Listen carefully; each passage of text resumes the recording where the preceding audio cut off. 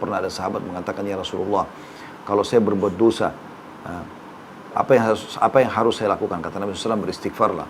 Dia mengatakan, kalau saya buat dosa lagi, kata Nabi SAW, istighfarlah. Dia mengatakan, kalau saya buat dosa lagi, kata Nabi SAW, istighfarlah. Sesungguhnya Tuhan kalian tidak akan jenuh sampai kalian jenuh. Ya, tentu ini bukan menggampangkan ya. Artinya bisa saja manusia terjerumus lagi di dosa, tapi dia yang penting mau kembali kepada Allah subhanahu wa ta'ala. Sabilud dumu'i sabilun murih tanahada ya sahi kay tastarih. Assalamualaikum warahmatullahi wabarakatuh. Alhamdulillah, wassalatu wassalamu ala rasulillah.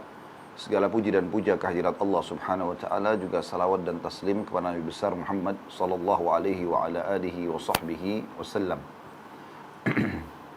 Saudaraku seiman, semua manusia bisa berbuat salah, baik itu disengaja ataupun tidak disengaja. Hanya saja sangat berbeda respon kalau kesalahan itu dihadapkan kepada Sang Pencipta Allah dengan kalau dihadapkan kepada manusia. Kalau dihadapkan kepada Sang Pencipta Allah, Allah itu punya sifat Tawwab, Ghafur, Ghaffar, zat yang menerima pengakuan kesalahan, dan zat juga yang memaafkan kesalahan-kesalahan. Bahkan istilah Ghaffar, salah satu sifat Allah subhanahu wa ta'ala, kata para ulama tafsir adalah zat yang akan terus selalu menerima permintaan maaf dari hambanya, selama hamba tersebut tidak jenuh dalam memohon ampunan kepada Allah subhanahu wa ta'ala. Dan sangat berbeda kalau kita hadapkan itu kepada makhluk. Kalau kita berhadapan dengan makhluk, orang-orang yang beriman dan memahami tentang konsep agama atau syariat Islam, maka tentu mereka pun juga akan mengedepankan memaafkan. Karena mereka tahu memaafkan itu adalah sebuah ibadah, ya, dan memberikan kesempatan orang lain untuk menjadi lebih baik. Untuk memberikan kesempatan menjadi lebih baik. Ya. Tetapi kalau berhadapan sama orang-orang yang tidak beriman kepada Allah subhanahu wa ta'ala, ini berbahaya sekali. Karena konsepnya adalah mereka mendahulukan dendam. Ya. Mereka justru membalas, mungkin dengan fisik, mungkin dengan celaan, ya, dan segala macam hal.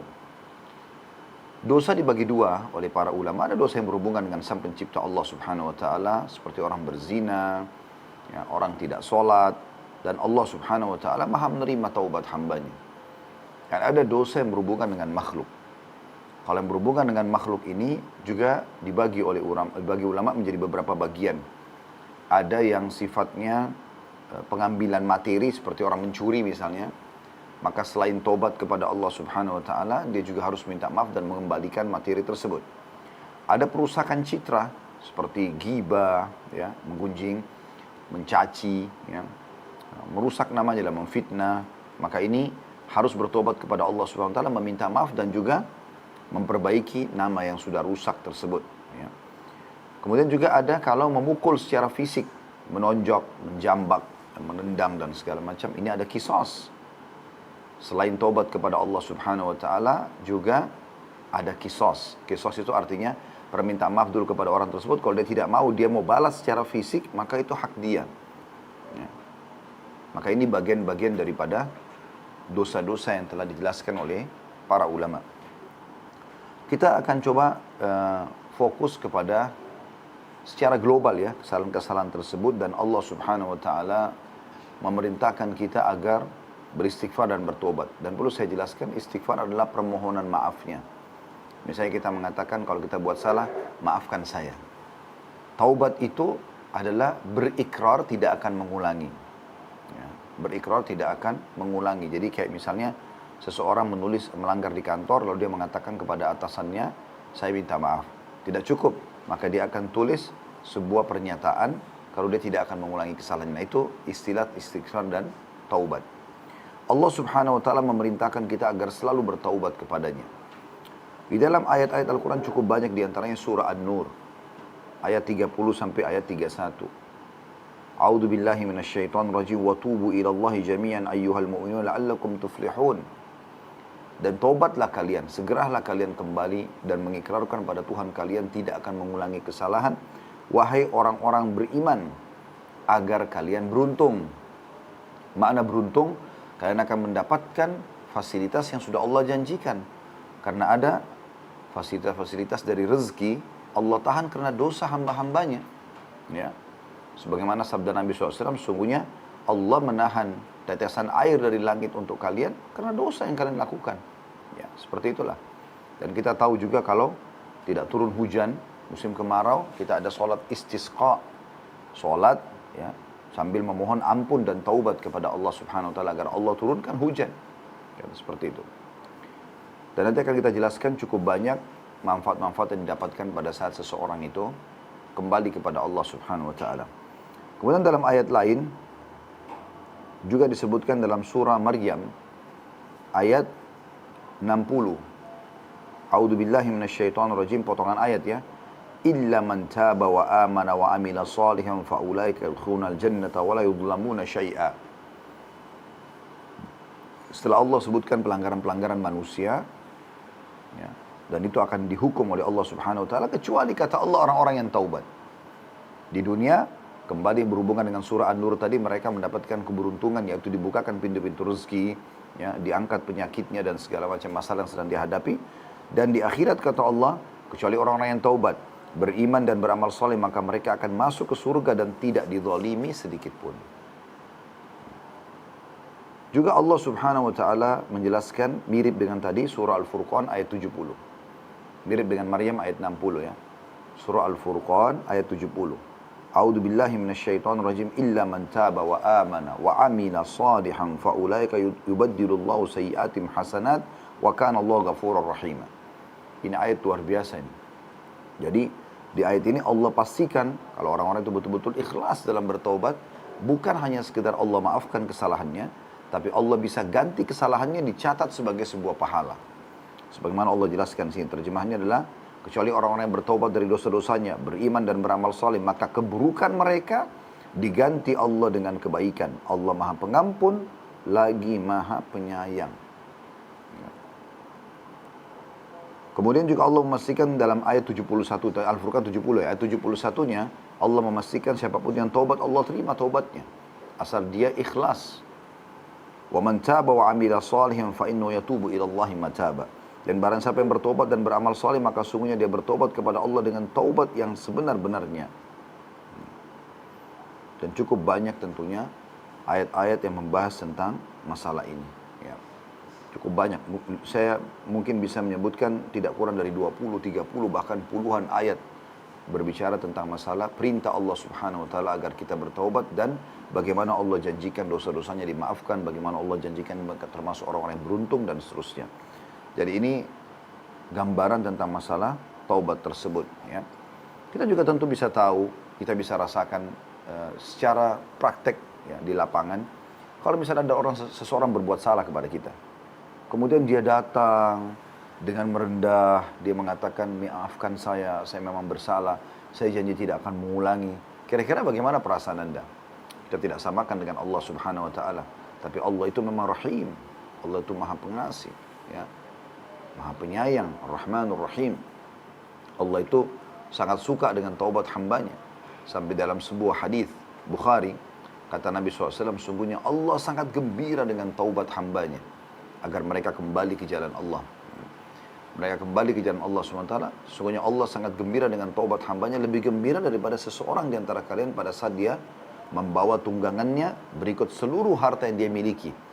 Ya, kemudian dia melewati sebuah padang pasir yang tidak bertuan, kemudian dia istirahat di bawah sebuah pohon, lalu kemudian dia tertidur. Pada saat dia bangun, dia tidak temukan lagi unta dan seluruh hartanya, makanannya, pakaiannya, segala macam nggak ada, hilang bersama unta tersebut di padang pasir yang tidak bertuan, tidak ada penghuninya.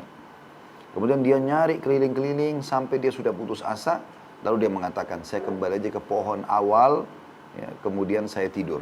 Semoga saja pada saat saya bangun nanti, ya, saya sudah meninggal dunia. Maka dia pun kembali, kata Nabi SAW, di bawah pohon tersebut. Kemudian dia tidur. Pada saat dia terbangun, dia kaget melihat ada unta dan bekalnya semua atau hartanya ada di sebelahnya. Maka Allah lebih gembira ya, dengan tobat hambanya daripada seseorang tadi menemukan kembali seluruh harta tunggangannya sehingga dia masih bisa melanjutkan kehidupan. Tobat itu indah sekali teman-teman sekalian. Ya, karena taubat itu kembali mensucikan jiwa kita, membersihkan kesalahan-kesalahan kita. Ya. Banyak sekali di antara sahabat Nabi Ridwanullahi alaihim sebelum masuk Islam, mereka jahat dengan Islam, tapi mereka masuk Islam lalu mereka bertaubat. Ada di antara mereka melakukan dosa. Pada saat sudah masuk Islam pun, lalu mereka datang kepada Nabi SAW sambil menyatakan kesalahannya. Ya Rasulullah, saya telah binasa. Ada yang mengatakan telah mencium seorang wanita di pinggir kota Madinah. Ada yang mengatakan telah menggauli istri di siang hari Ramadan. Ada beberapa sahabat yang tidak menghadiri peperangan bersama Nabi SAW. Tapi karena mereka bertaubat nasuha, maka Allah pastikan taubat-taubat mereka diterima. Ya. Dan akhirnya mereka hidup normal lagi kembali. Seperti umumnya orang-orang bisa memulai dengan amal-amal soleh yang baru. Ya. Bisa memulai dengan amal-amal soleh yang baru. Ya. Itu pernah juga terjadi di kasus Hatim bin Abi Balta'ah radhiyallahu anhu. Itu beliau sempat membongkar strategi atau waktu atau akan ada penyerangan dari Nabi SAW ke kota Mekah. Padahal Nabi SAW sudah wanti-wanti, ingatkan kepada para sahabat, jangan ada yang ceritakan ini ya kepada orang-orang Mekah, tidak boleh sampai kepada mereka. Dan strategi perang Nabi SAW, kalau beliau ingin target sebuah kota, maka beliau mengarahkan pasukannya ke kota yang lain. Seperti kasus pada saat beliau ingin menyerang Mekah, beliau tidak langsung ke Mekah, beliau nyerang arahnya ke Hawazim, kota Taif, sekitar 70-80 kilo dari kota Mekah. Nah, pasukan pun mengira akan ke situ. Nanti tiba-tiba beliau manuver pasukannya menyerang ke kota yang beliau jadikan target. Tapi ada beberapa sahabat yang Nabi SAW percaya dan kenal sudah lama masuk Islam. Nabi SAW sampaikan akan ada penyerangan begini dan begitu. Subhanallah, Hatim ini punya keluarga di Mekah yang dia tidak mau teman-temannya di Mekah atau keluarganya di Mekah itu nanti kalau pasukan muslimin datang, dia tidak bayangkan tidak terjadi peperangan. Seperti kasus memang terjadi ya. Pembebasan kota Mekah itu tidak ada peperangan, tapi akan dimenangkan langsung oleh muslimin tanpa perlawanan gitu. Jadi dikuasai tanpa perlawanan. Karena tiba-tiba 10.000 pasukan sudah ada di dekat pintu gerbang Mekah dan mereka belum punya persiapan. Yang jelas teman-teman sekalian, Nabi SAW pada saat itu merahasiakan dan Hatim bin Abi Balta'ah menulis surat dan dikasih seorang budak wanita disuruh bawa ke Mekah, membongkar penyerangan itu. Nabi SAW dapat wahyu disuruhlah Zubair bin Awam dan Ali bin Abi Thalib radhiyallahu anhu, dua sahabat Nabi yang mulia ini, untuk mengejar wanita tersebut dan ditemukan, ambil surat dari dia. Ringkas cerita, diambillah surat tersebut yang dililitkan di rambutnya dan isinya adalah pembongkaran tersebut. Lalu kemudian Nabi SAW menyampaikan kepada para sahabat, juga dipanggil Hatim lalu dikatakan, apa yang kau lakukan? Ya. Maka dia mengatakan, ya Rasulullah, apa adanya, dia jujur. Ya. Dia mengatakan, saya punya kerabat di Mekah. Kalian semua tidak punya kerabat lagi di Mekah. Saya masih punya kerabat. Dan saya khawatir nanti pasukan muslimin masuk menyerang, akhirnya mereka jadi korban. Maka saya ingin punya jasa di orang-orang Mekah. Dan tidak ada tujuan lain. Kata Nabi SAW, orang ini jujur. Lalu apa yang terjadi? Kata Nabi SAW, orang ini telah diselamatkan. Orang ini jujur, telah diselamatkan dengan kejujuran. Lalu kata Umar bin Khattab, ya Rasulullah, izinkan saya menebas lehernya. Kata Nabi SAW, jangan hai Umar. Bukankah kau, ya, apakah kau tidak mengetahui bahwasanya Allah SWT berfirman kepada ahli Badr, i'malu ma syi'tum, ya, faqad ghafartu lakum. Berbuatlah semua kalian, maka sungguh aku telah mengampuni dosa-dosa kalian. Maka kita lihat di sini bagaimana Nabi SAW segera menyambut taubat tersebut. Teman-teman sekalian, Abu Musa al-Asy'ari berkata tentang istighfar, taubat ini, dahulu kita memiliki dua pelindung dari azab. Jadi Allah tidak akan siksa karena ada dua hal. Salah satunya telah pergi, yaitu keberadaan Rasulullah SAW di tengah-tengah kita. Dan tersisa satu lagi, yaitu istighfar, bertaubat. Apabila ia juga sudah pergi, nggak ada lagi orang yang mau beristighfar, menganggap remeh dosa-dosa, nggak mau taubat kepada Allah, maka pastilah kami akan binasa. Ya. Ali bin Abi Thalib berkata radhiyallahu anhu dalam statement yang menarik sekali, dia mengatakan, yang aneh adalah orang yang binasa padahal keselamatan ada bersamanya. Itu sangat aneh terjadi. Dia bisa binasa, dia kena penyakit kronis, bangkrut usahanya, ya, tiba-tiba cerai rumah tangganya, tidak diberikan keturunan, segala macam hal. Dia bisa merasa terganggu dengan itu. Sementara ada keselamatan bersamanya. Dia bisa selamat dari itu semua. Bisa dapat keturunan, bisa sembuh penyakit kronisnya, bisa selamat dari kebangkrutan usaha dan segala macam. Maka orang-orang bertanya, apa keselamatan yang Anda maksudkan? Kata Ali radhiyallahu anhu, istighfar. mohon maaf kepada Allah. Juga beliau mengatakan tidaklah seorang hamba diilhami oleh Allah Subhanahu wa taala untuk beristighfar. Kalau Anda Bapak Ibu sekalian, lisan Anda mengatakan astagfirullah wa atubu ilaih. Anda ucapkan itu, ya, Allah mudahkan lisan Anda mengucapkan, hati Anda tergerak untuk itu. Sementara Allah itu dia berkehendak untuk mengadabnya. Berarti Allah yang mau selamatkan Anda. Kalau Allah ingin kebaikan buat kita, maka pasti Allah akan membuat kita otomatis, ya, bisa beristighfar, bisa bertaubat. Juga disebutkan Aisyah berkata radhiyallahu anha, tuba, keberuntungan, kegembiraan, kebahagiaan bagi yang mendapatkan banyak istighfar dalam buku catatan amalnya. Kalau hari kiamat Bapak Ibu nanti terima buku amalnya ternyata penuh dengan istighfar. Astagfirullah wa atubu ilaih. Anda sedang melakukan aktivitas apapun ada beristighfar, kecuali tentu ada di WC, ya. Itu luar biasa. Karena nanti kalaupun ada kesalahan di buku amal juga akan dimaafkan dengan istighfar itu. Al-Hasan Basri berkata rahimahullah, seorang ulama tabi'in, perbanyaklah istighfar di rumah-rumah kalian, di meja-meja makan kalian, di jalan-jalan kalian, di pasar-pasar kalian, di majlis-majlis kalian. Karena kalian tidak tahu kapan ampunan akan turun. Diriwayatkan dari Luqman Al-Hakim rahimahullah. Untuk Bapak Ibu tidak asing lagi dengan surah Luqman dalam Al-Quran, ya. Ini orang soleh dulu. Dia berwasiat kepada putranya, wahai anakku, Allah memiliki beberapa waktu tidak ditolak orang yang meminta pada waktu itu. Maka kalaupun ada kesempatan kayak antara azan dan iqamah, sepertiga malam, saat hujan turun, apapun kesempatan kau mohon kepada Allah, perbanyak istighfar. Jadi seakan-akan beliau ingin titip pesan, kalau kau beristighfar, maka kau tidak minta pun hajatmu akan dipenuhi oleh Allah. Itu saking dahsyatnya istighfar itu. Abu Minhal berkata rahimahullah, tidaklah seorang hamba didampingi dalam kuburnya oleh pendamping yang lebih dia cintai, lebih membuat dia gembira dibandingkan istighfarnya. Oleh banyak istighfar akan gembira dan jadi kuburan. Pada saat kerabatnya semua sudah pulang, tinggal dia sendiri, gitu kan. Teman-teman kalau lewatin kuburan, jangan cuma sekedar lewat, oh itu kuburan, selesai. Enggak. Mungkin di mata Anda itu batu nisan dan tanah saja. Dan oh si fulan pernah meninggal sini. Oh orang sudah banyak yang meninggal sini. Oh ini kuburan orang Islam. Begitu? Bukan. Tapi Anda harus pikirkan teman-teman sekalian, yang ada dalam kuburan tersebut adalah orang yang seperti Anda dulunya. Mereka juga perempuan, kalau perempuan cantik, mereka juga punya rambut yang bagus, mereka punya kulit yang bagus, mereka juga sibuk dengan perawatan, mereka sibuk dengan angan-angannya. Ya. Begitu juga di dalamnya kalau laki-laki di sana mungkin tampan atau bahkan lebih cantik dan lebih tampan daripada Anda. Kemudian lebih kaya, lebih bagus kulitnya, lebih bagus rambutnya. Tapi sudah mati dan mereka sudah tidak bisa berbuat apa-apa lagi, gitu kan? Maka kita harus sadar. Hadis Nabi SAW yang berbunyi, anak Adam kalau meninggal dunia, pasti kita meninggal. Sekuat apapun Anda punya kekuatan, sehebat apapun Anda jaga makanan sehat, ya pasti Anda akan meninggal dunia. Karena Allah mengatakan dalam Al-Quran, A'udzubillahi minasyaitonirrajim, kullu nafsin dha'iqatul maut. Kalian semua pasti akan merasakan kematian. Para nabi-nabi pun mati. Dan mati sebuah pintu untuk menuju kepada kehidupan abadi di akhirat sana. Maka kata Nabi SAW, kalau anak Adam meninggal dunia akan ikut ke kuburan 3. Keluarganya, hartanya, dan amalnya. Dan akan pulang 2. Keluarganya akan pulang. Istri Anda, suami Anda, anak Anda, paling jauh sampai ke liang lahat, di atas liang lahat. Dan paling lama setengah jam, 1 jam. Ya. Nggak ada orang sampai 1 harian tinggal di kuburan. Walaupun dia cinta sama suaminya, cinta sama istrinya, cinta sama anak, cinta sama orang tuanya, dia akan pulang ke rumahnya.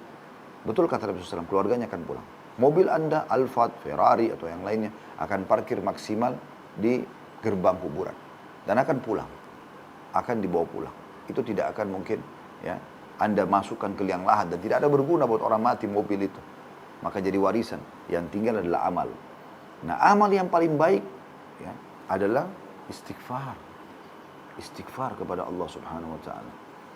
Juga ada seorang saleh berkata, hamba berada di antara dosa dan nikmat. Keduanya tidak akan menjadi baik kecuali dia mensyukuri nikmat dan dia beristighfar terhadap dosa-dosanya. Itu statement yang luar biasa. Sahal berkata, ditanya tentang istighfar yang menghapus dosa, dia menjawab, permulaan istighfar adalah menjawab panggilan Allah. Awal kalau Anda mau bertobat dan istighfar, Anda tiba-tiba cenderung ingin, ya, kembali kepada Allah Subhanahu wa ta'ala. Kemudian Anda akan, ya, membawa tubuh Anda, hati Anda kembali kepada Allah Subhanahu wa taala dan tunduk terhadap hukum-hukumnya. Sehingga Anda akan menikmati perbuatan baik dan menikmati yang halal, serta Anda akan menjauhi perbuatan yang haram dan dilarang. Ibnul Jauzi berkata, iblis berkata, ya sudah tahu iblis pimpinan syaitan, dan memang dia selalu menanamkan permusuhan. Dia mengatakan, aku membinasakan anak cucu Adam dengan dosa, dan mereka membinasakanku dengan istighfar dan la ilaha illallah. Manakala aku melihat hal itu ada pada mereka, aku tanamkan hawa nafsu pada mereka, di mana mereka berbuat dosa tapi tidak beristighfar, karena mereka mengira diri mereka berbuat baik. Ya. Jadi banyak orang begitu, dia pikir dia bisa, ya, dia tidak apa-apa dengan buat dosa. Enggak, bisa berbahaya. Mirip sama Anda, beda enggak teman-teman sekalian? Anda kan misalnya kalau sudah punya perusahaan sendiri atau Anda kerja di kantor, kita ambil contoh sebagai pegawai lah. Kan sangat beda sekali. Kalau ada si A sama si B, dua-duanya pegawai, akan sangat beda kondisinya. Kalau si A ini sangat patuh peraturan perusahaan, datang on time, kerjaannya bagus, orangnya ramah, baguslah semuanya, maka fasilitas kantor dia akan dapat dan tidak ada ancaman pada dia. Dengan si B yang lalai, datang kapan dia suka, dia keluar kapan dia suka, pekerjaannya sering terbengkalai, buat masalah sama teman-temannya, maka dia terancam, kan? Mungkin ancaman pertama SP, SP1, SP2, surat peringatan 1, surat peringatan 2, dan seterusnya. Mungkin lama-lama akan di PHK atau dikeluarkan, ya, dihinakan. Hilanglah semua fasilitas itu dari dia. Seperti itu kurang lebih rasionalnya, ya. Jadi kalau kita menjadi orang yang patuh kepada Allah SWT, kita akan dapat semua fasilitas yang dijanjikan. Qatada berkata, rahimahullah, Al-Quran menunjuki kalian penyakit dan obat penyembuh penyakit kalian. Penyakit kalian adalah dosa, dan obat penyembuh kalian adalah istighfar. Taubat kepada Allah SWT. Itu, ya. Nanti teman-teman akan dengar bagaimana luar biasanya dahsyatnya taubat dan istighfar ini, sampai membuat penyakit sembuh, permasalahan-permasalahan selesai. Banyak sekali hal-hal yang luar biasa terjadi. Kita akan closing insya Allah dengan kisah-kisah itu. Ada seorang badui berkata, siapa yang ingin menjadi tetangga kami di tanah kami, hendaklah memperbanyak istighfar. Karena istighfar adalah awan tebal yang mengandung air hujan. Jadi orang-orang badui, yang ada beberapa orang badui, orang padang pasir, mereka sangat soleh. Ya. Maksudnya kisah tentang orang yang tapi tidak disebutkan namanya dalam dinukil kisah ini, ya. Cuma dia mengatakan siapapun yang menjadi tetangga kami, maka syaratnya harus berbanyak istighfar. Mirip dengan Anda, pemilik perusahaan mengatakan, siapa yang mau jadi pegawai kami, perbanyak istighfar dan taubat. Karena itu adalah akan menyebabkan turunnya hujan lebat. Kita bisa hidup makmur semua dengan turunnya hujan. Ya, seperti itu. Bakar bin Abdullah Al-Muzani berkata, kalian banyak berbuat dosa, maka perbanyaklah istighfar. Karena seorang kalau menemukan istighfar dalam catatan amalnya, pada setiap jarak 2 baris, dia akan senang melihat tempat itu. Ya. Jadi kalau nanti dia terima buku amal, buat dosa istighfar, apalagi istighfar, atau sholat istighfar. Jadi istighfar itu banyak sekali. Maka dia akan sangat senang di akhirat. Ibnu Taimiyah berkata rahimahullah, pikiranku terpaku pada sebuah masalah yang sulit bagiku. Maka aku beristighfar kepada Allah 1000 kali, sampai dadaku dilapangkan dan masalah yang sulit terpecahkan. Aku kadang berada di pasar, masjid atau sekolah, tapi hal itu tidak menghalangiku dari zikir dan istighfar sampai aku meraih apa yang aku inginkan. Apa yang Anda inginkan, ya, mau mudah dikabulkan, ikuti dengan istighfar. Itu dengan istighfar. Dijamin dengan izin Allah Subhanahu wa taala akan diterima oleh Allah Subhanahu wa taala. Kita akan dengarkan kisah-kisahnya nanti, ya.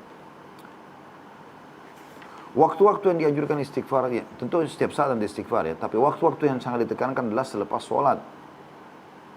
Nabi SAW beristighfar minimal 3 kali atau 3 kali, ya, bukan minimal, memang 3 kali setelah sholat. Astagfirullah, astagfirullah, astagfirullah, untuk membersihkan kalau ada kesalahan pada saat sholat itu sendiri. Juga yang kedua adalah dianjurkan istighfar, terutama diperbanyak, ya, di sepertiga malam. Ya, 3 jam, 4 jam sebelum subuh. Itu dipuji oleh Allah Subhanahu wa ta'ala. Ya, sebagaimana dalam hadis yang sahih, ya. Hadis ini diriwayatkan oleh Bukhari dan Muslim, bahwasanya Nabi SAW bersabda, Rob kita turun pada setiap malam ke langit dunia ketika hanya tersisa sepertiga malam yang terakhir. Lalu ia berfirman, barang siapa yang berdoa kepadaku, maka aku akan kabulkan. Barang siapa yang meminta kepadaku, maka aku akan berikan. Dan barang siapa yang memohon ampun kepadaku, maka aku akan ampuni. Di saat itu Allah maafkan. Ya. Allah Subhanahu wa taala menyebutkan banyak tentang masalah ini ya. Anda bisa buka kalau pegang di aplikasi handphonenya surah Al-Imran ayat 17. Allah perintahkan perbanyak istighfar di waktu ashar, di waktu sahur ya. Kita biasa makan sahur sepertiga malam ya, 2-3 jam sebelum subuh gitu. Dalam surah Al-Imran ayat 17, A'udzubillahi minasyaitonirrajim, as-sabirina was-sadiqina wal-qanitina wal-munfikina wal-mustakfirina bil ashar. Orang-orang yang sabar, yang jujur, yang selalu taat dan menafkahkan harta yang jalan Allah, bersedekah, dan yang memohon ampun di waktu sahur atau di akhir malam. Ya. Dalam surah Az-Zariyat juga ayat 17 sampai ayat 18. Surah Az-Zariyat ayat 17 sampai 18 berbunyi, A'udzubillahi minasyaitonirrajim, kanu qalilan minal laili ma yahja'un wa bil ashari hum yastaghfirun. Ya. Saya harap teman-teman diluangkan waktu untuk melihat ayat-ayat ini ya, supaya Anda juga tadabbur. Ya, kalaupun ada mohon maaf, kalau ada yang belum bisa baca Al-Quran pun bisa baca terjemahannya ya. Jadi Allah mengatakan ciri hamba-hamba Allah itu mereka sedikit tidur di malam hari. Karena mereka sibuk dengan sholat malam, mereka bermunajat pada Tuhannya, berduaan sama Tuhannya ya. Dan di akhir-akhir malam mereka memohon ampun kepada Allah. Di akhir-akhir malam mereka memohon ampun kepada Allah Subhanahu wa taala. Ya. Saya pernah punya pengalaman teman-teman sekalian di Masjid Haram Mekah. Semoga Allah SWT mudahkan lagi kita menginjakkan kaki di sana insyaallah umrah dan haji ya. Karena sekarang masa pandemi agak sulit ya untuk menjangkau di sana. Itu pas menjelang subuh, kami lagi tunggu subuh, ada satu orang jenggotnya sudah putih gitu, dia keliling. Saya nggak bisa dengar apa yang dia ucapkan karena Masjid Haram sangat luas gitu ya.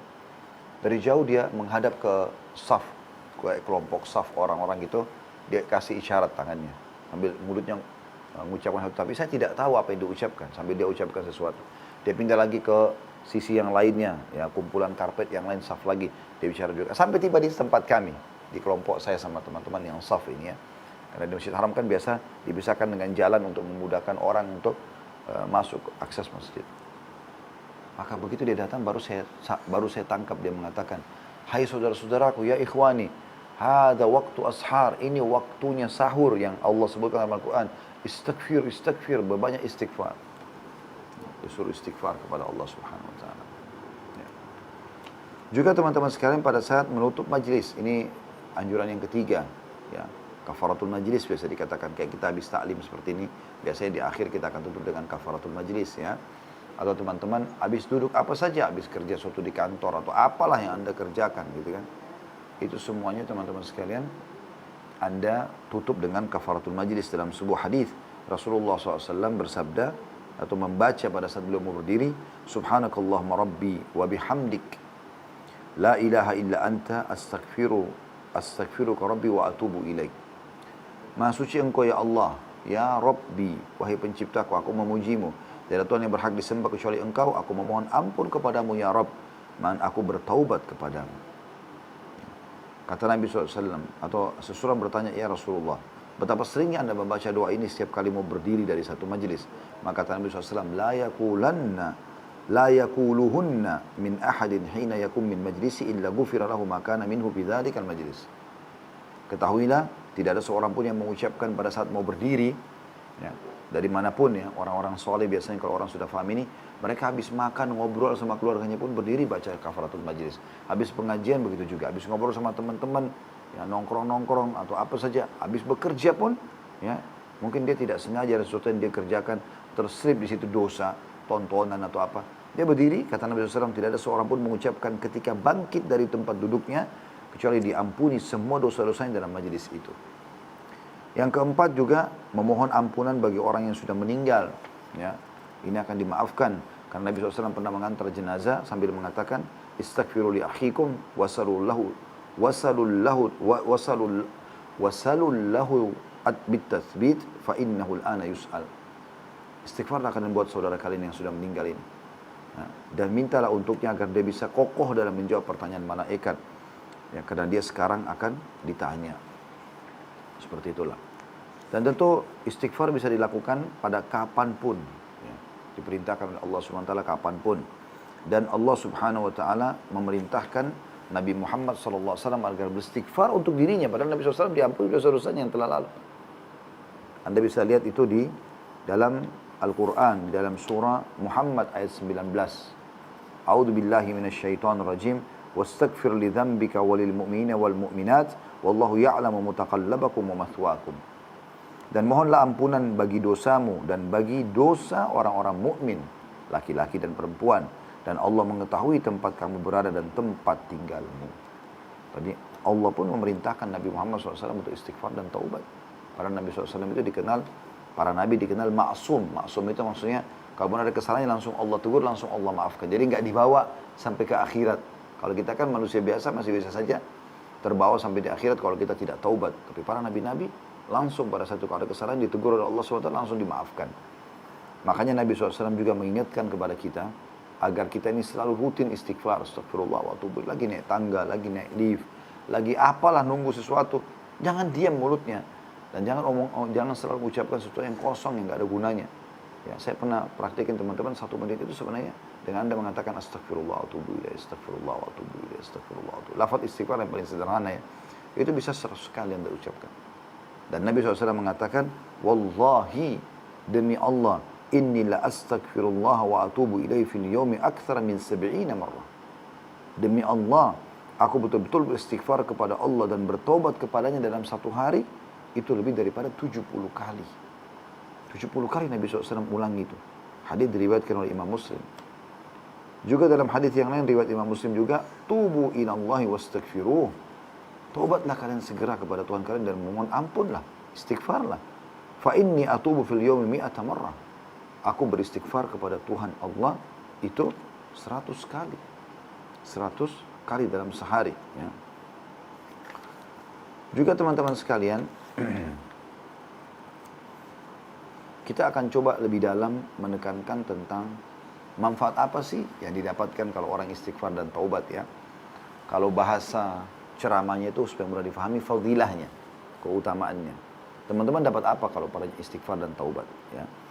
Jadi tadi itu baru seperti pembukaan dari bahasan kita, seperti apa perintah-perintah Allah SWT dan Rasulullah SAW tentang istighfar. Ya. Dan statement para ulama salaf tentang dahsyatnya istighfar. Sekarang kita akan masuk manifestasi dan buah daripada istighfar itu sendiri. Yang pertama teman-teman sekalian, istighfar adalah ibadah. Artinya dengan astagfirullah wa atubu ilaih misalnya, itu bukan hanya sekedar membersihkan dosa, tapi akan dicatat sebagai sebuah pahala untuk Anda. Beranjak daripada firman Allah Subhanahu wa taala dalam surah Al-Mu'min ayat 55. A'udzu billahi minasyaitonir rajim. Fasbir. Al-Mu'min ayat 55 ya. Fasbir inna wa'dallahi haqqun wastaghfir li dzambika wasabbih bihamdi rabbika bil 'ashyi wal ibkar. Artinya, maka bersabarlah kamu. Karena bersabar maksudnya dalam ketaatan kepada Allah ya. Ada kesempatan berdosa, sabar. Ada kesempatan beribadah dan ada godaan syaitan untuk supaya malas, sabar. Sabar dalam cobaan harian. Dan sabar ada 3 ya. Sabar dalam mengerjakan ketaatan kepada Allah SWT, kayak sholat, kayak puasa, baca Quran dan segala macam. Yang kedua, sabar dalam meninggalkan dosa. Ada kesempatan dosa kita sabar. Dan yang ketiga adalah berjanji kepada sabar terhadap cobaan harian kayak gangguan orang, sakit dan segala macam. Allah mengatakan bersabarlah kaum Muhammad dan ajarkan juga umatmu untuk bersabar. Karena sungguhnya janji Allah itu benar. Nanti kalian akan dapat pahala dan balasan, akan masuk surga di akhirat. Dan apa yang dijanjikan di dunia bagi orang-orang yang berbuat kebaikan akan diberikan dari rezeki, keturunan dan segala macam. Dan mohonlah ampunan untuk dosamu dan perintahkan juga umatmu untuk mengampunmu. Mohon ampun dan bertasbihlah seraya memuji Tuhanmu pada waktu pagi dan petang. Ya. Kemudian juga dalam surah An-Nasr ayat 3, yang kita hafal semua tentunya, surah An-Nasr ya, di juz 30. Di akhirnya Allah mengatakan fasabbih bihamdi rabbika wastaghfirhu innahu kana tawwaba.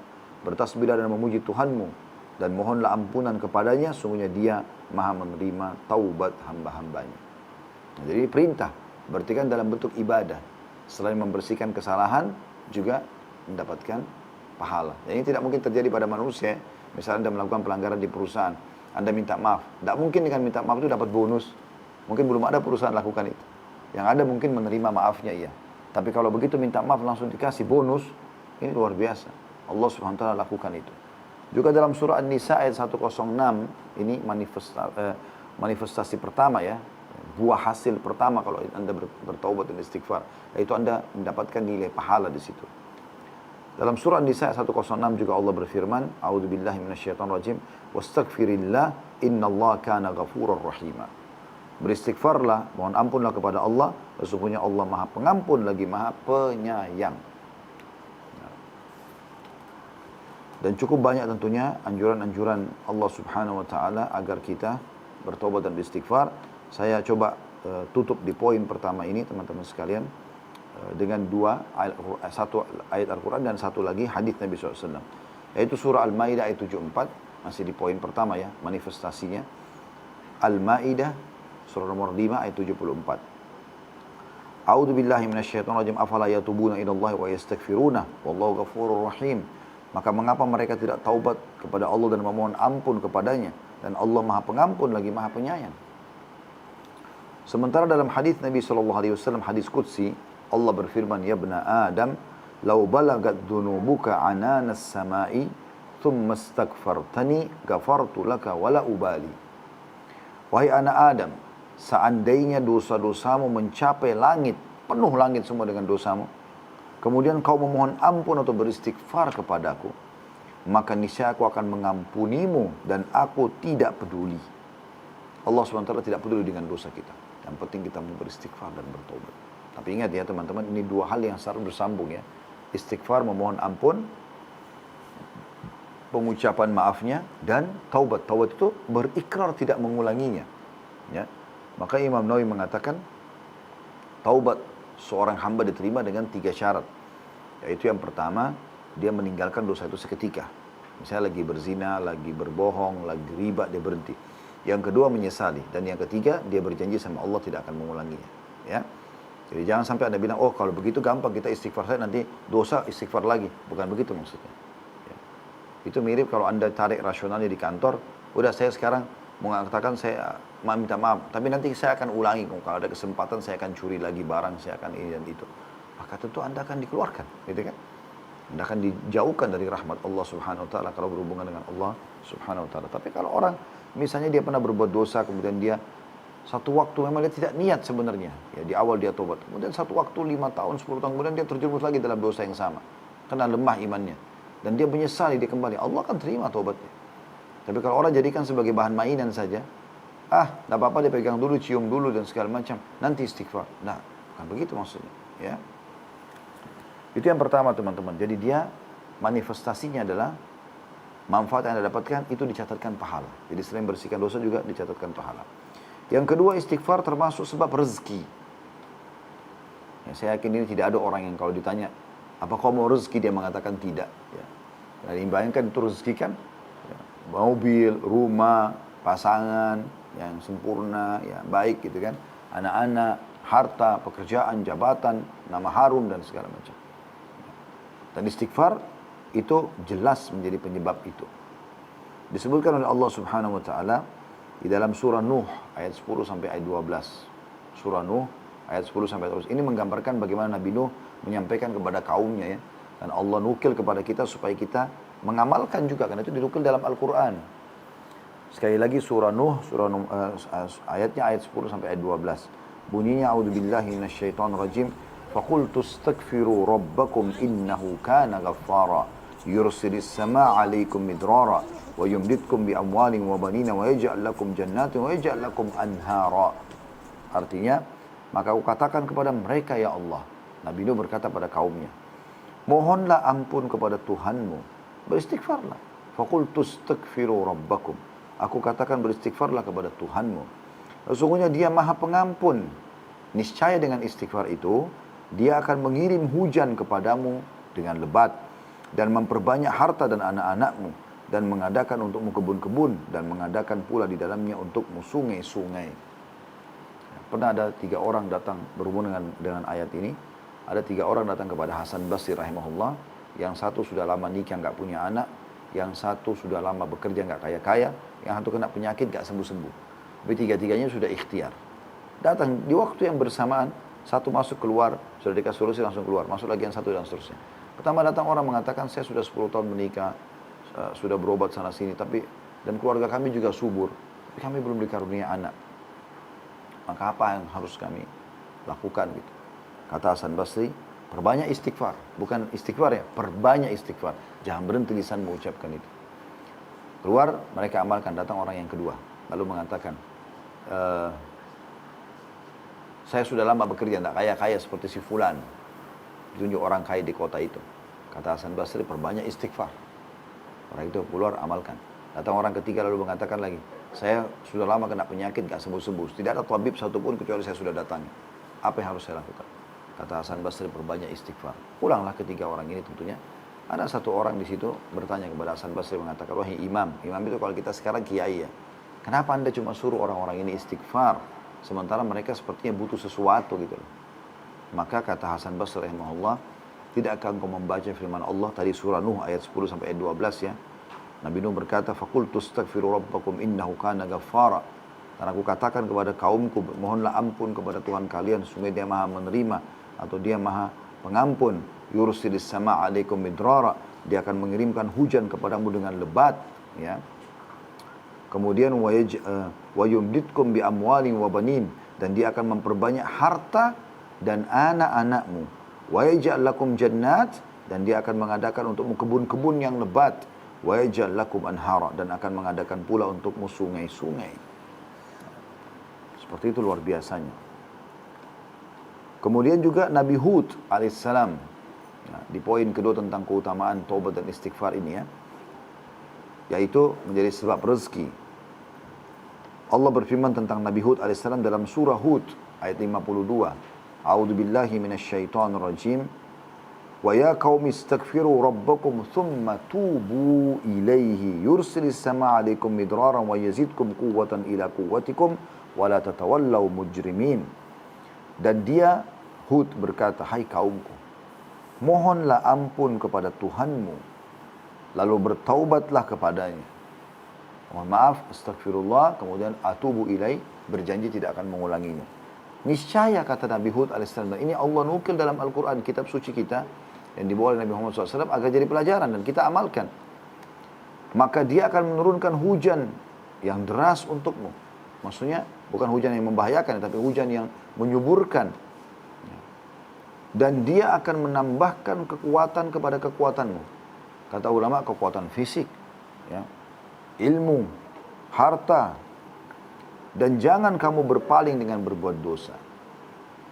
Artinya setelah istighfar jangan sampai kembali lagi berbuat dosa. Al-Qurtubi berkata dalam tafsir surah Hud ayat 52, di dalam ayat-ayat ini terdapat dalil bahwa istighfar digunakan untuk meminta rezeki dan hujan. Juga Ibnu Katsir rahimahullah berkata dalam tafsir beliau, maksud ayat Hud ayat 25 tadi yang sudah, ayat 52 maaf, jika kalian bertobat dan memohon ampunan kepada Allah serta kalian mentaatinya, niscaya Allah akan memperbanyak rezeki kalian, memberi kalian minum dengan nikmat-nikmat langit, mengeluarkan untuk kalian nikmat-nikmat bumi, menumbuhkan untuk kalian tumbuh-tumbuhan, mengalirkan untuk kalian air, dan menjadikan untuk kalian kebun-kebun. Di dalamnya terdapat berbagai macam buah-buahan, dan dia Allah akan menyelingi di antara kebun-kebun itu sungai-sungai mengalir. Jadi luar biasa bagaimana ya manfaat yang didapatkan, rezeki akan melimpah. Umar bin Khattab radhiyallahu anhu berpegang dengan makna-makna dalam ayat surah Hud ayat 52 tadi. Dan beliau ya, ketika meminta hujan turun radhiyallahu anhu ya, beliau keluar bersama dengan masyarakat pada saat beliau jadi khalifah, dan beliau melakukan sholat istisqa, kemudian beliau beristighfar, dan tidak lebih dari itu hingga beliau pulang. Beliau habis sholat langsung istighfar kepada Allah, agak semua tobat kepada Allah. Lalu ada yang bertanya kepadanya, kami tidak mendengarkan Anda memohon hujan. Anda tidak bilang, ya Allah turunkan hujan buat kami. Anda tidak merengek itu, Anda cuma mengatakan astagfirullah wa atubu ilaih. Ajak orang-orang istighfar dan tobat. Umar menjawab, aku memohon hujan dengan majadis sama. Ya, majadis sama itu maksudnya adalah sesuatu yang memang bisa mengundang hujan itu turun. Maksudnya tadi istighfar itu yang merupakan tanda turunnya hujan. Kemudian dia membaca surah Hud tadi yang sudah kita bacakan. Ya. Jadi bagaimana Allah Subhanahu wa taala memastikan istighfar itu, ya, di poin kedua mendatangkan rezeki itu tadi dalam surah Hud akan turun hujan. Maaf, dalam surah Nuh dulu tadi 10 sampai 12 turun hujan, diperbanyak harta, diperbanyak keturunan. Dalam surah Hud ayat 52 itu diturunkan hujan, ya, sehingga kebun-kebun lebat, hewan-hewan bisa hidup, manusia bisa hidup karena sungai, laut semuanya ya terisi. Kemudian juga ditambahkan di sini keutamanya adalah dia akan diberikan kekuatan fisik. Ya. Kemudian di ayat yang lainnya, ya, Allah Subhanahu wa taala memastikan akan melimpahnya nikmat diberikan kalau orang bertobat dan istighfar. Anda bisa lihat surah Hud ayat 3. Tadi kan Hud ayat 52, ini Hud ayat 3. Allah berfirman, "A'udzubillahi minasyaitonir rajim, wa in istaghfiru rabbakum thumma tubu ilaihi yumatti'kum mata'an hasanan ila ajalin musamma." Al-ayah. Hendaklah kamu mohon ampun kepada Rabbmu dan bertaubat kepadanya. Jika kamu mengerjakan yang demikian, niscaya Dia akan memberi kenikmatan yang baik, ya, melimpah rezeki kepadamu sampai kepada waktu yang telah ditentukan. Sampai kepada waktu yang telah ditentukan. Al-Qurtubi berkata rahimahullah, ini adalah buah istighfar dan taubat, yaitu Allah memberikan kepada kalian kenikmatan berupa keluasan rezeki dan kelapangan hidup. Ya, jadi kalau kita ambil di poin kedua ini tentang masalah rezeki, luasnya rezeki, di 3 dalil tadi ada 5 hal yang Allah janjikan. Dalam surah Nuh ayat 10 sampai 12 Allah janjikan hujan turun dengan lebat sehingga kehidupan bisa berjalan. Kemudian Allah akan perbanyak harta, perbanyak keturunan. Ya, sudah 3. Dalam surah Hud ayat 52 Allah katakan selain turun hujan, Allah tambahkan ini keutamaan yang keempat, Allah akan berikan kekuatan fisik, ya, kecerdasan. Kemudian juga di ayat Hud yang ketiga, Hud ayat 3, Allah SWT akan menjanjikan akan terus, ya, mengkontinyukan rezeki dan kebutuhan terpenuhi. Jadi 5 hal yang dijanjikan. Itu luar biasa. Nabi Muhammad SAW bersabda berhubungan dengan masalah ini dalam hadis sahih diriwayatkan oleh Ahmad dalam musnadnya, Al-Hakim dalam Mustadrak, dan juga Ibnu Majah menyebutkan dalam sunannya. Kata baginda Nabi SAW, "Man akthara istighfara ja'alallahu lahu min kulli dhiqin makhraja wa min kulli hammin faraja wa razaqahu min haitsu la yahtasib." Barang siapa memperbanyak istighfar, niscaya Allah akan menjadikan untuknya jalan keluar dari setiap kesempitan dan kelapangan dari setiap kesedihan, dan Allah akan memberikan rezeki dari arah yang tidak disangka-sangka. Jadi selain tadi 5 keutamaan di 3 ayat, ya, surah Nuh 10 sampai 12, surah Hud ayat 52 dan surah Hud ayat 3, juga dalam hadis ini ditambahkan lagi. Tadi di 3 surah itu ada 5 keutamaan, ya. Diturunkan hujan, diperbanyak rezeki, diperbanyak harta, diperbanyak keturunan. Kemudian diberikan kekuatan fisik dan juga akan diberikan kenikmatan yang tidak terputus-putus. Nah, dalam hadis ini dikatakan siapa yang memperbanyak istighfar dan taubat, niscaya Allah akan berikan jalan keluar dari setiap kesempitan.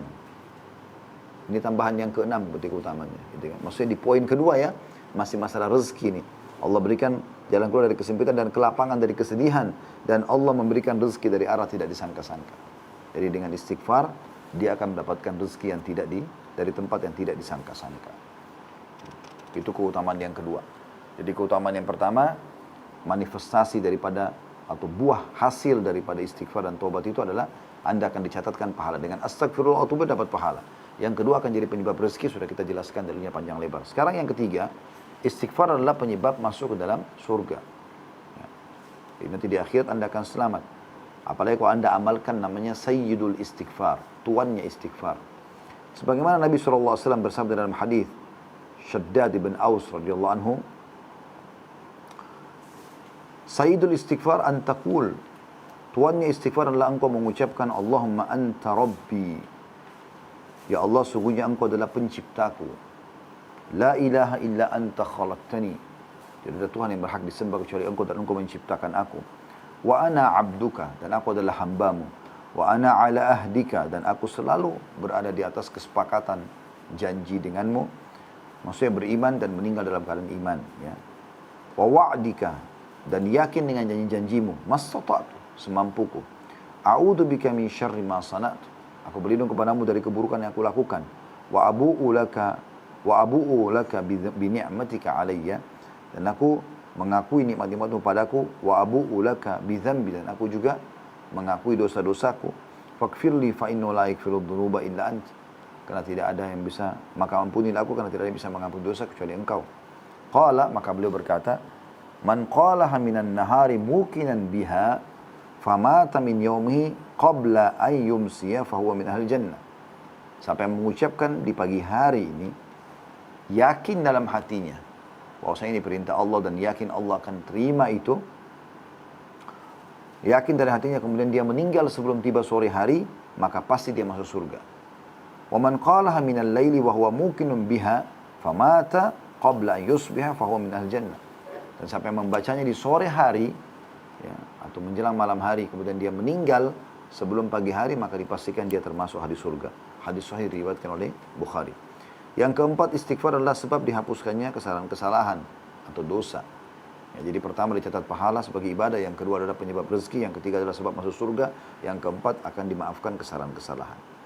Qatadah mengatakan, saya ingatkan lagi rahimahullah, tadi sudah kita sebutkan sebelumnya tapi saya ulangi lagi. Sungguh Al-Quran menunjukkan kalian tentang penyakit dan penyembuh kalian. Penyakit kalian adalah dosa, adapun penyembuhnya adalah istighfar. Maka istighfar adalah sebab dihapuskan dosa, kesalahan dan keburukan. Dan Allah sudah menyebutkan dalam Al-Quran surah Al-Imran ayat 135. Al-Imran ayat 135. Yang bunyinya, a'udzubillahi minasyaitonirrajim. Walladzina idza fa'alu fahishatan aw dhalamu anfusahum dzakarullaha fastaghfaru lidzunubihim wa may yaghfiru dzunuba illallah wa lam yusirru 'ala ma fa'alu wa hum ya'lamun. Dan juga orang-orang yang apabila mengerjakan perbuatan keji atau menganiaya diri sendiri, mereka ingat pada Allah lalu memohon ampun terhadap dosa-dosa mereka. Dan siapa lagi yang dapat mengampuni dosa-dosa selain Allah, dan mereka tidak meneruskan perbuatan kejinya itu sedang mereka mengetahuinya. Abdullah bin Mas'ud berkata radhiyallahu anhu, di dalam kitab Allah subhanahu wa ta'ala terdapat dua ayat. Apabila seorang hamba melakukan sebuah dosa lalu membacanya dan beristighfar kepada Allah, maka Allah akan memberikan ampunan kepadanya. Kemudian dia membaca ayat di atas tadi, maksudnya Al-Imran 135. Dan jika, terjemahnya tadi ya, dan orang-orang yang apabila mengerjakan perbuatan keji atau menganiaya diri mereka, berbuat dosa, mereka ingat kepada Allah, lalu memohon ampun terhadap dosa-dosa mereka, maka siapa yang dapat mengampuni dosa selain Allah, mereka tidak meneruskan perbuatan keji itu sedang mereka mengetahuinya. Juga dalam surah An-Nisa ayat 110, Allah SWT juga berfirman, maksudnya dengan istighfar akan dimaafkan kesalahan anda, dibersihkan, diputihkan. An-Nisa ayat 110. A'udzu billahi minasyaitonir rajim. Wa may ya'mal su'an aw yadhlim nafsahu tsumma yastaghfirillah yajidillaha ghafurar rahima. Dan barang siapa yang mengerjakan kejahatan dan menganiaya dirinya, kemudian ia memohon ampun kepada Allah, niscaya ia mendapati Allah Maha Pengampun lagi Maha Penyayang. Jadi siapapun yang berbuat dosa, sebesar apapun dosa anda, selama anda masih hidup, anda bertobat kepada Allah SWT, maka diterima. Ali berkata radhiyallahu anhu, aku adalah laki-laki yang apabila mendengar sebuah hadis dari Rasulullah SAW, Allah subhanahu wa ta'ala memberiku manfaat dengan suatu manfaat yang dia kehendaki. Dan jika salah seorang dari sahabat beliau membacakanku hadis, aku meminta dia bersumpah terlebih dahulu. Jika dia mau bersumpah, maka aku membenarkannya. Dia berkata, Abu Bakar telah menceritakan hadis kepadaku, dan Abu Bakar adalah orang yang jujur. Dia berkata, aku mendengarkan Rasulullah SAW berkata, ma min abdin yudhnibu dzamban fayuhsinu tuhura ثم يقوم فيصلي ركعتين ثم يستغفر الله عز وجل إلا غفر له ثم تلا قوله تعالى والذين إذا فعلوا فاحشة أو ظلموا أنفسهم ذكروا الله فاستغفروا لذنوبهم وما يغفر الذنوب إلا الله ولم يصروا على ما فعلوا وهم يعلمون. Ya, artinya, jadi Ali bin Abi Thalib mengatakan, saya ini orang yang suka kalau dengar hadis dari Nabi langsung saya amalkan. Ya. Dan kalau ada yang menyampaikan kepada saya dari sahabat Nabi pun, saya nggak mau langsung dengar, kecuali dia bersumpah atas nama Allah, memang dia dengar langsung dari Nabi SAW. Gitu kan. Maka dia mengatakan, saya dengar dari Abu Bakar, dan Abu Bakar adalah orang yang jujur, saya percaya. Abu Bakar mengatakan, Nabi SAW pernah berkata, tidak ada seorang hamba melakukan dosa, lalu bersuci. Anda berdosa apapun, Anda berwudu, ya, dan melakukan sholat 2 rakaat. Niatnya sholat taubat di sini, ya. Kemudian beristighfar, memohon ampun setelah salam kepada Allah, kecuali dosanya diampuni. Ya, kemudian beliau membaca firman Allah Subhanahu wa taala tadi ya dalam surah Al Imran 135 dan orang-orang apabila mengerjakan perbuatan keji atau menganiaya diri mereka, mereka ingat kepada Allah lalu memohon ampun terhadap dosa-dosa mereka, dan siapa lagi yang dapat mengampuni dosa selain daripada Allah, dan mereka tidak meneruskan perbuatan keji tersebut. Allah Subhanahu wa taala juga memastikan di poin ini teman-teman, semua orang beristighfar agar asal Anda tulus ya, bukan hanya sekedar ucapan lisan yang hanya karena ingin dipuji orang. Memang Anda mohon maaf kepada Allah. Sederhana saja. Duduk di sofa, duduk di kursi, di atas meja kerja Anda mengatakan astagfirullah wa atubu ilaih. Anda merenungi dosa dan istighfar. Dipastikan diterima oleh Allah.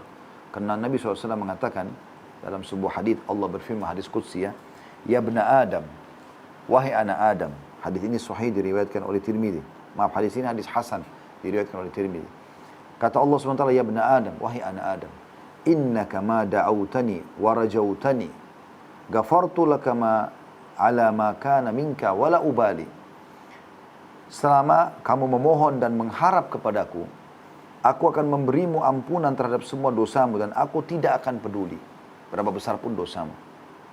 Ya bna Adam, wahai anak Adam, lau balagat dunubuka ananas sama'i thumma astaghfartani ghafartu laka wala ubali. Kalau seandainya dosa-dosamu mencapai memenuhi langit, kemudian kau memohon ampun kepadaku, niscaya aku akan mengampunimu dan aku tidak peduli. Dalam riwayat yang lain juga Nabi SAW bersabda, "Idza aznabal abdu dzamban faqal."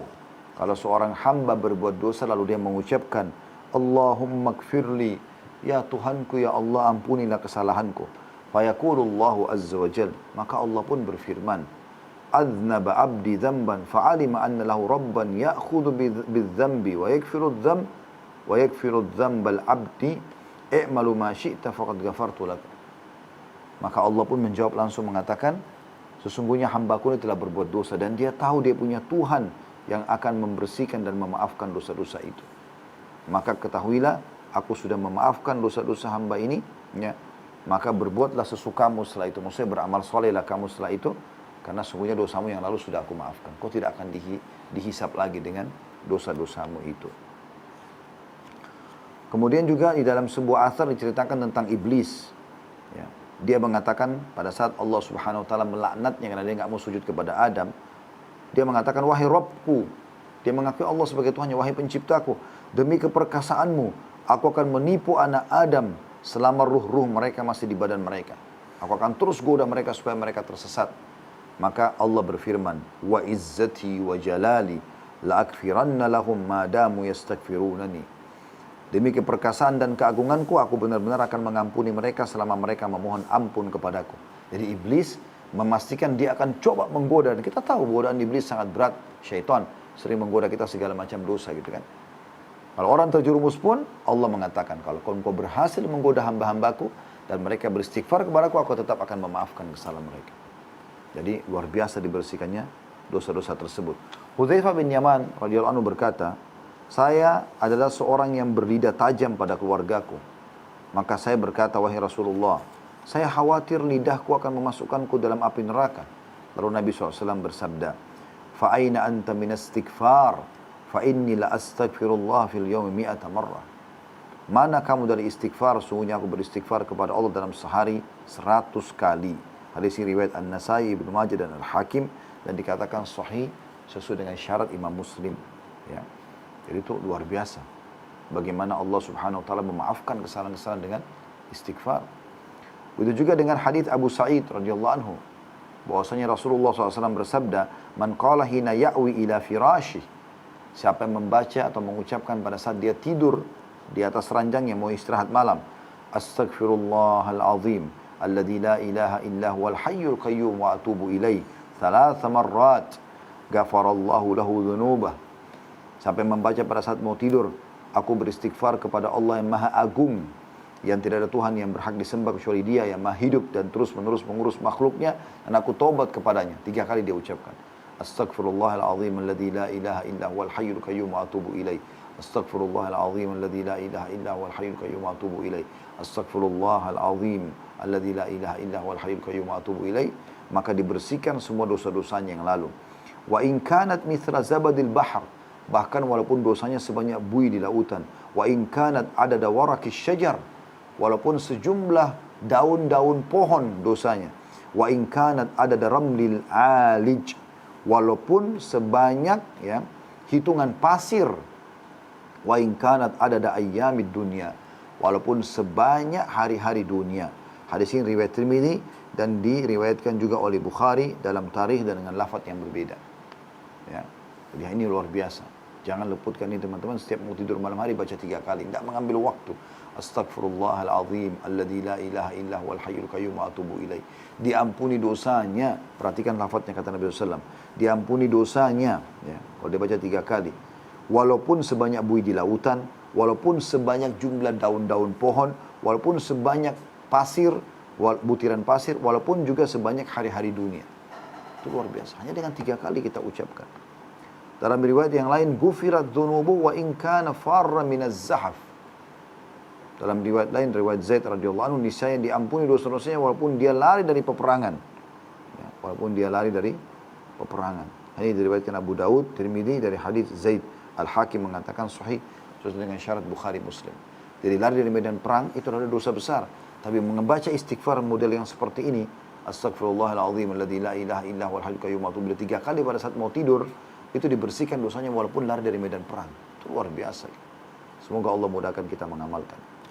Yang kelima, manifestasi daripada istighfar dan taubat adalah mencegah hukuman dan adab ya, sebelum keduanya terjadi. Al-Hasan Basri berkata rahimahullah, wahai anak Adam, meninggalkan dosa lebih ringan bagimu daripada engkau mencari taubat. Ya. Maka harus kita berhati-hati tentunya ya. Tapi Allah subhanahu wa ta'ala memastikan kalau orang masih terus beristighfar, hukuman Allah itu masih tertunda. Kapan mereka berhenti beristighfar, pada saat mereka berbuat dosa, maka hukuman Allah terjadi pada mereka. Dalam surah Al-Anfal ayat 33 Allah berfirman, A'udzu billahi minasyaitonir rajim, wa ma kana Allahu liyu'adzibahum wa anta fihim, wa ma kana Allahu mu'adzibahum hum yastaghfirun. Ini tentang orang-orang Quraisy Mekah ya. Mereka penyembah berhala. Ya. Allah mengatakan, dan Allah sekali-kali tidak akan mengadab mereka sedangkan kamu berada di antara mereka, hai Muhammad. Adanya Nabi SAW itu tidak membuat ada datang azab. Dan tidak pula Allah akan mengadab mereka sedang mereka masih memohon ampun. Mereka masih mengatakan, Rabbi gafirli, Allahumma gfirli, astagfirullah. Berarti masih dimaafkan kesalahan.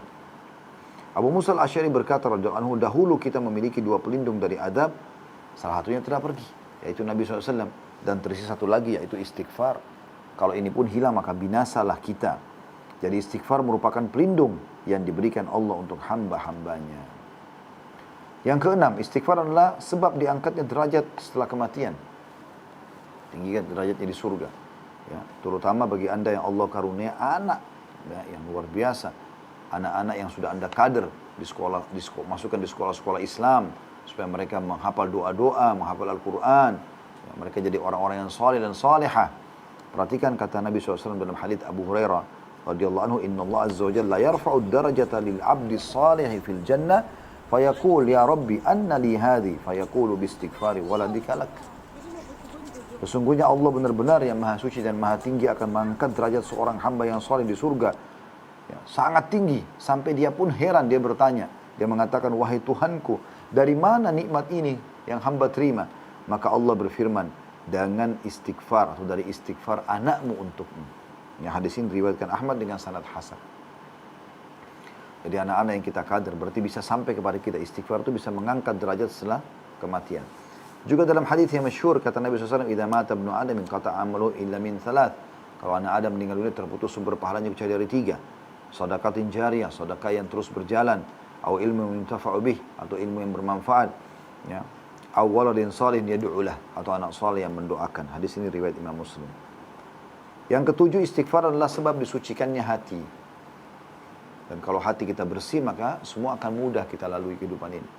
Ya, kuncinya di hati. Ya. Kata Abu Hurairah radhiyallahu anhu bahwasanya dia belum menyampaikan bahwasanya Rasulullah SAW bersabda, "Innal mu'mina idza adnaba dzamban kanat nuqtatun sauda'u fi qalbi." Kalau orang mukmin berbuat satu dosa, maka akan menjadi titik hitam dalam hatinya. Fa in taba wa naza'a wastaghfara su'ika qalbuhu minha. Dan kalau dia ya, bertaubat dan menanggalkan dosa itu serta beristighfar, maka hatinya kembali bersih darinya. Ya. Fa in zadat hatta taglufa qalbu. Dan kalau dia tetap berbuat dosa, maka akan bertambah titik hitam tersebut sampai menutupi hatinya. Fadzalika ar-ranu alladhi dzakarahu Allah fi kitabi kalla barrana ala qulubi ma kanu yaksibun. Dan itulah makna ar-ran dalam firman Allah SWT. Sekali-kali tidak demikian. Kalla barran, ya. Tidak demikian maksudnya, apa yang selalu mereka usahakan itu menutupi hati mereka. Yang kedelapan, istighfar adalah sebab memperoleh anak.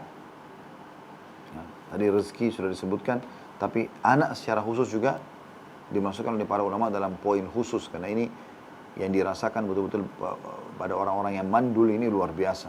Ya. Masalahnya besar sekali, karena mereka berharap. Saya berapa kali bertemu dengan orang sampai mau netesin air mata karena berharap diberikan satu anak, kadang-kadang harus adopsi anak. Ya. Maka kabar gembira adalah mereka akan bisa mendapatkan anak dengan istighfar kepada Allah Subhanahu wa taala, dan bukan cuma istighfar sekali dua kali, memperbanyak istighfar. Diambil daripada surah Nuh tadi ayat 10 sampai ayat 12 yang sudah kita bacakan, ya. Saya ulangi lagi, a'udzubillahi minasyaitonirrajim. Faqultu astaghfiru rabbakum innahu kana ghaffara yursilis sama 'alaikum idrara wa yumditkum bi amwalin wa banin wa yaj'al lakum jannatin wa yaj'al lakum anhara. Maka aku katakan, kata Nuh kepada kaumku, mohon ampunlah kepada Tuhanmu, sungguhnya Dia Maha Pengampun, maka Dia akan mengirim hujan kepadamu dengan lebat, Dia akan memperbanyak harta dan memperbanyak anak-anakmu, dan juga mengadakan untukmu kebun-kebun dan mengadakan pula untukmu sungai-sungai. Mengadakan untukmu sungai-sungai. Ya. Ada kisah seseorang di musim haji, tepatnya di Mina, mendatangi seorang syekh. Syekh ini kebetulan sedang menyampaikan ceramah tentang masalah keutamaan istighfar. Ada satu orang datang, lalu dia perkenalkan diri, namanya Abu Yusuf. Dia mengatakan, Syekh, apa yang Anda sampaikan tadi ini saya punya pengalaman manfaat istighfar itu. Saya sudah sekian tahun nikah sama istri saya, nggak punya anak. Maka terus saja kami mencoba sana sini, tidak ada tabib, tidak ada obat, kecuali kami sudah coba semuanya. Dan sampai akhirnya seperti muncul perasaan putus asa. Sampai saya mendengarkan di sebuah siaran ceramah tentang keutamaan apa yang Anda sampaikan tadi, keutamaan istighfar, ya. Kurang lebih seperti apa yang kita sampaikan pada Bapak Ibu kesempatan ini, insya Allah. Maka dia mengatakan, saya pun pulang, lalu saya mengatakan kepada anak saya. Saya berkata pada istri saya, dia belum punya anak. Saya tadi dengar ceramah begini, bagaimana kalau kita amalkan ini? Mulai sekarang kita hanya berhenti istighfar kalau ada yang harus diucapkan yang penting. Kalau enggak, istighfar saja, setiap kesempatan. Maka dia sama istrinya mengamalkan. Dia bilang pada bulan itu juga istri saya hamil. Jadi istighfarnya non-stop, luar biasa. Kesempatannya luar biasa. Digunakan maksimal istighfar. Ya, kecuali tempat-tempat misalnya seperti WC apa itu kan. Tapi yang lain tempat tidur, meja makan, di tangga, lagi segala macam. Aktivitas selalu astagfirullah wa atubu ilaih, istighfar terus. Dia bilang pada bulan itu istri saya hamil dan kemudian melahirkan. Dan kami namakan Yusuf, makanya nama saya Abu Yusuf, kata beliau. Kemudian setelah melahirkan, belum selesai masa nifas istri saya mengatakan, wahai Ibu Yusuf, Ummu Yusuf, ya, dia bilang sama istrinya, kita istighfar lagi kepada Allah agar Allah berikan kita anak yang kedua. Maka saya pun sama Ummu Yusuf istighfar kepada Allah. Belum selesai masa nifas, ternyata sudah hamil lagi. Dan akhirnya tahun depannya melahirkan lagi anak. Baru melahirkan anak yang kedua, ya, saya mengatakan pada Ummu Yusuf, belum selesai nifasnya, saya mengatakan, wahai Ummu Yusuf, kita istighfar lagi kepada Allah.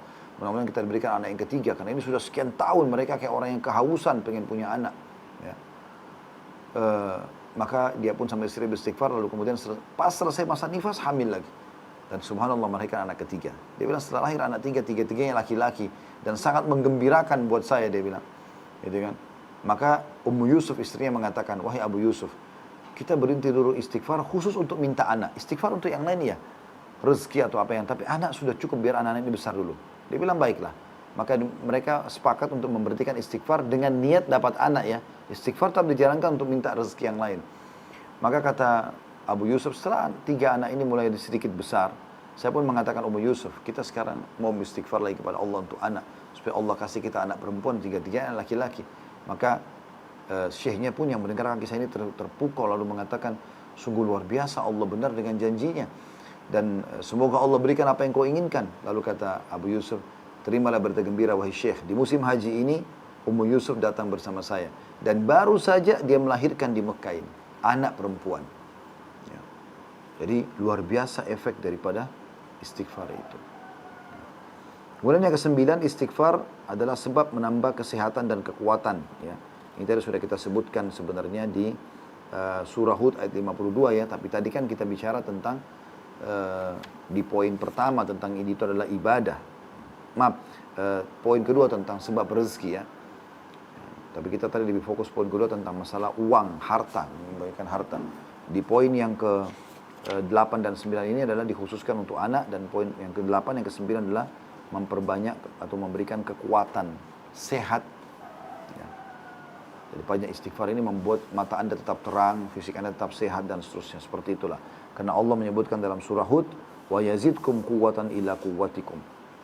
Kalau beristighfar kepada Allah maka dia akan tambahkan kekuatan di atas kekuatan kalian.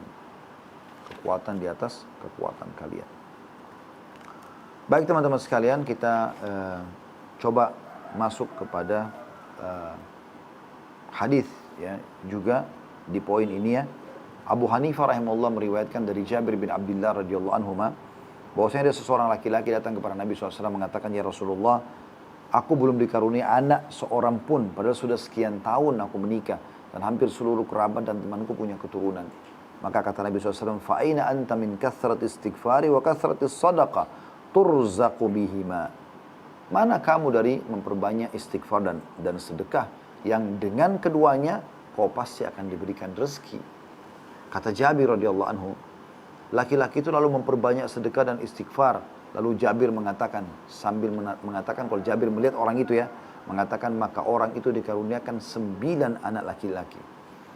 Jabir melihat sendiri radhiyallahu anhu bahwasanya orang ini yang tadi memohon istighfar dan bersedekah tadi, Allah kasih dia tadinya mandul sekian tahun tidak punya anak, bisa dikarunia 9 orang anak laki-laki. Ya. Ini luar biasa, kisah yang luar biasa gitu. Ya. Bagaimana istighfar ini bisa mendatangkan manfaat. Ya. Kemudian juga ada kisah tentang seseorang dinukil oleh para ulama. Terjadi pertengkaran antara suami istri. Ribut. Kata si suaminya, saya udah meyakinkan pasti dari pertengkaran ini terjadi perceraian. Kami ribut semalam suntuk ya. Saya sudah sumpah dan marah, istri saya pun sudah begitu dan dia sudah mengemas semua bajunya dan dia akan pergi. Maka saya pun keluar rumah karena sudah tidak tahu harus berbuat apa, tidak ada lagi titik temu dari perkataan. Istri saya pun sudah nangis, pokoknya sudah mau pergi malam itu. Maka saya berserahkan kepada Allah, saya keluar dari rumah, saya nggak tahu harus kemana. Saya datangi sebuah masjid, ada masjid dekat rumah. Saya sholat malam 2 rakaat, baru selesai 2 rakaat saya temukan sudah azan subuh, maka saya ikut sholat subuh deh. Terus saya bilang sama diri saya, habis selesai zikir segala macam, kalau saya pulang rumah juga istri saya sudah tidak ada. Udahlah, saya isi waktu sampai syuruk, sampai terbit matahari untuk istighfar kepada Allah. Dia bilang, maka saya pun memperbanyak istighfar kepada Allah SWT. Terus saja. Selama waktu subuh sampai syuruk, biasanya ini 45 menit ya, sampai 50 menit biasanya. Terus dia istighfar kepada Allah. Dia bilang tiba-tiba, kejadian nyata, ya, saya pulang ke rumah, kemudian saya temukan, waktu saya buka rumah, rumah harum. Ada bau wangi, ada masakan di atas meja makan, dan istri saya keluar sudah dandan dengan bersih, kemudian tersenyum. Lalu saya pun heran sambil mengatakan, bukankah kau sudah bertengkar dengan aku dan kau sudah akan pergi tinggalkan rumah? Dia mengatakan, saya tidak tahu, kurang lebih ya berapa saat sebelum sekarang, selepas subuh tadi, dia bilang saya tiba-tiba saja merasa bersalah dengan kamu. Maka saya mau minta maaf. Kata si laki-laki ini, saya teringat, itulah waktu di mana saya beristighfar kepada Allah. Allah mengubah keadaan pasangan saya justru meminta maaf dan merasa bersalah. Itu luar biasa. Juga disebutkan teman-teman, ini yang saya bilang tadi, saya closing dengan kisah-kisah ya. Ini diantara kisah-kisahnya. Kemudian juga disebutkan dalam sebuah kisah dinukil oleh para ulama. Ada seseorang pedagang di pasar. Dia dagang, teriak-teriak sana sini. Tidak ada sama sekali yang ya, beli barangnya. Semua pedagang lain laku kecuali dia. Sementara dia butuh sekali uang untuk makan pada hari itu. Terus saja dia ya, menawarkan, orang tidak ada yang membeli barangnya. Sampai akhirnya dia mengatakan, aku tiba-tiba teringat dengan hadis Nabi SAW. Tadi sudah kita bacakan hadisnya. Siapa yang melazimkan istighfar, rutinkan, maka Allah akan berikan dia kelapangan dari semua kesempitan yang dihadapi. Kesedihannya akan dihilangkan dan berikan rezeki dari tempat tidak disangka-sangka. Dia bilang, saya sambil duduk di tempat saya cuma mengucapkan itu, astagfirullah wa atubu ilaih, astagfirullah wa atubu ilaih. Begitu saja, tanpa menawarkan produk lagi. Dia bilang satu kejadian yang luar biasa setelah berapa saat saya beristighfar kepada Allah. Tiba-tiba bukan cuma konsumen di dalam pasar itu, para pedagang-pedagang pun datang dan memperebutkan produk-produk saya sampai habis semuanya. Yang terakhir teman-teman sekalian, kejadian nyata di Pakistan. Orang ini menceritakan dan ini dinukil oleh banyak sekali ulama ya kisah ini, dan ini baru saja terjadi belum lama tentunya. Ada seseorang yang menceritakan tentang dirinya selamat dari gempa ya. Dia bilang terjadilah gempa besar pada saat itu dan dia lagi memang orang ini ahli ibadah ya. Dia kebetulan lagi sholat malam, terjadi gempa besar dan dia bilang kuatnya goncangan sampai saya nggak bisa lagi menghindar udah. Pada rubuh semuanya. Maka pada saat itu cuma di benak saya, astagfirullah wa atubu ilaih, astagfirullah wa atubu. Dia bilang, saya saksikan sendiri atap-atap rumah rubuh di sebelah kiri kanan saya. Sampai selesai gempa dan alhamdulillah hanya tempat saya yang tidak kena. Dan sekian banyak untuk kisah yang berhubungan dengan masalah ini. Intinya teman-teman sekalian, bertobat dan istighfar kepada Allah dalam manfaatnya sangat besar. Dan Anda akan tersucikan kembali. Rezeki Anda akan terbuka. Anda akan ditinggikan derajatnya. Allah akan berikan Anda keturunan, kekuatan fisik dan banyak sekali keutamaan yang sudah kita sebutkan tadi. Mudah-mudahan ini bisa membantu kita menyegerakan taubat kita kepada Allah Subhanahu wa taala. Dan saya tutup dengan hadis Nabi sallallahu alaihi wasallam. Pernah ada sahabat mengatakan, "Ya Rasulullah, kalau saya berbuat dosa, apa yang harus saya lakukan?" Kata Nabi sallallahu alaihi wasallam, "Beristighfarlah." Dia mengatakan, "Kalau saya buat dosa lagi." Kata Nabi sallallahu alaihi wasallam, "Istighfarlah." Dia mengatakan, "Kalau saya buat dosa lagi." Kata Nabi sallallahu alaihi wasallam, "Istighfarlah. Sesungguhnya Tuhan kalian tidak akan jenuh sampai kalian jenuh." Ya, tentu ini bukan menggampangkan ya. Artinya bisa saja manusia terjerumus lagi di dosa, tapi dia yang penting mau kembali kepada Allah Subhanahu wa taala. Allahu a'lam. Ini bahasan kita insyaallah. Subhanakallah wa bihamdika asyhadu an la ilaha illa anta astaghfiruka wa atubu ilaik. Wassalamualaikum warahmatullahi wabarakatuh.